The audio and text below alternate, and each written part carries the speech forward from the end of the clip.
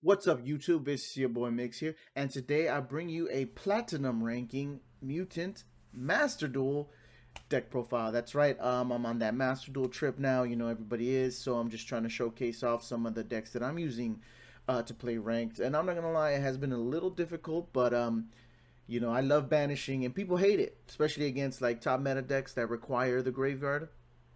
It does wonders. So I hope you guys enjoy it. We're gonna get into the deck profile and the gem cost. But before we do that, please don't forget to comment, like, and subscribe. All right, let's get into it.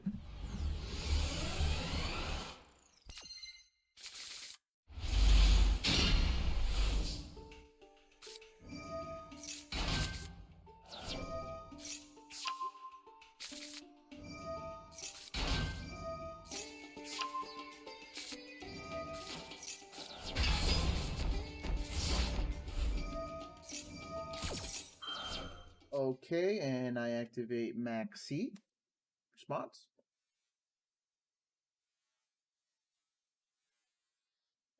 All right, draw.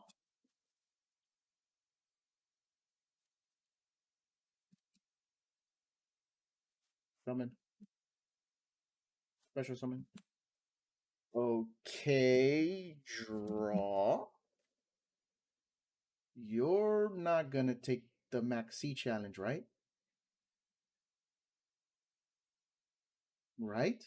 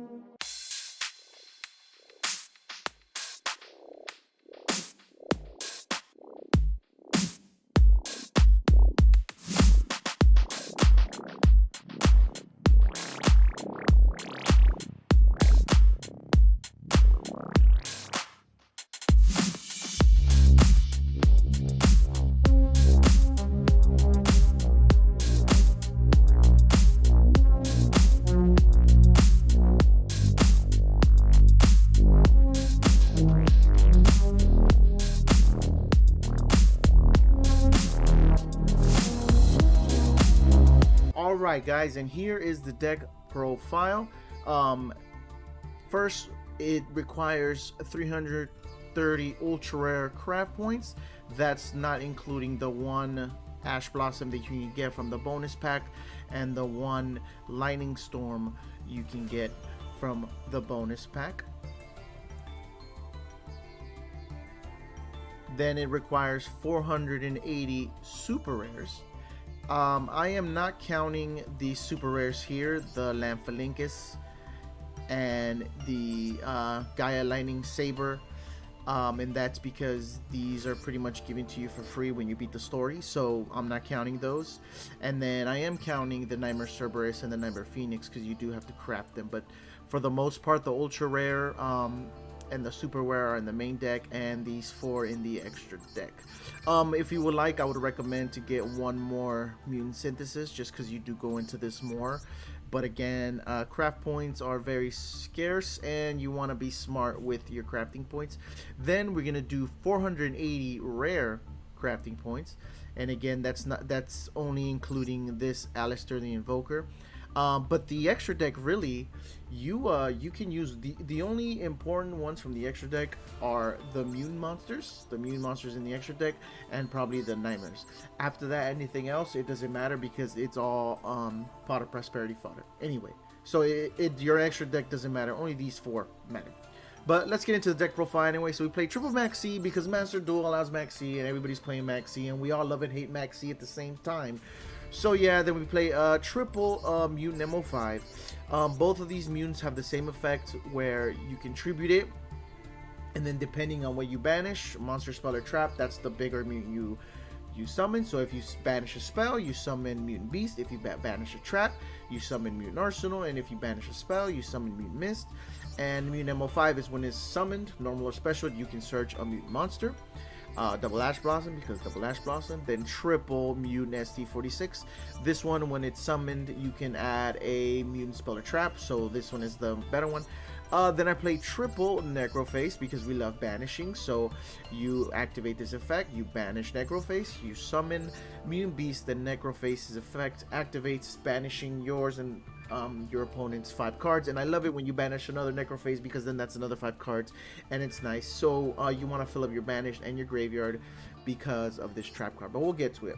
Then we play triple Dimension Shifter. People hate this card because it literally banishes everything. So if you can only activate it if you have no cards in your graveyard, so basically either you draw it on your first turn or you don't use it. But when you draw it on your first turn, it's really good, so you discard it, then all cards are banished instead of going to the graveyard until the end of your opponent's turn. So again, we don't mind banishing our cards, so it doesn't matter. This card is very strong and shuts down a lot of decks. Then we play double Mutant Beast. This guy is pretty much a spell negation, so when your opponent activates a spell, you banish 1 card in your hand or your field and negate it and banish it. Then when it's destroyed, you can add 1 of your banished trap cards, which is why we like banishing. We don't mind banishing. Mutant Mist, this one is not that great. I have it just for a name, just for an extra level 8, because you need 3 level 8 or more high mutant monsters. So I just have it for the name. But this one, when your opponent uses a spell card, when your trap card actually, when your opponent activates a trap card, you can banish a card and draw 2 cards. So I would rather have it negate the trap, to be honest with you, but it is what it is. I've never summoned this at all. I just use it for fusion fodder or banish fodder. Then 1 Mutant Arsenal. This guy is unaffected by the effects of traps, or you can't target it with traps. And then when your opponent activates a trap card, you can banish 1 card in your hand and then target 1 monster and banish your opponent. So this is nice for removal. Then 1 Lightning Storm. We play triple Pot of Prosperity because we love the searches, and again, your extra deck is irrelevant except to these 4. 1 Mutant Fusion, basically polymerization, but if your opponent activates a card effect during your turn, you can fuse from your deck and your graveyard by banishing your monster. So that's mainly how I make the big guy with this, is if they activated like Maxi or Ash or something, or a trap card. So this is decent, but I only played it one because your main fusion method is the Mutant Cry.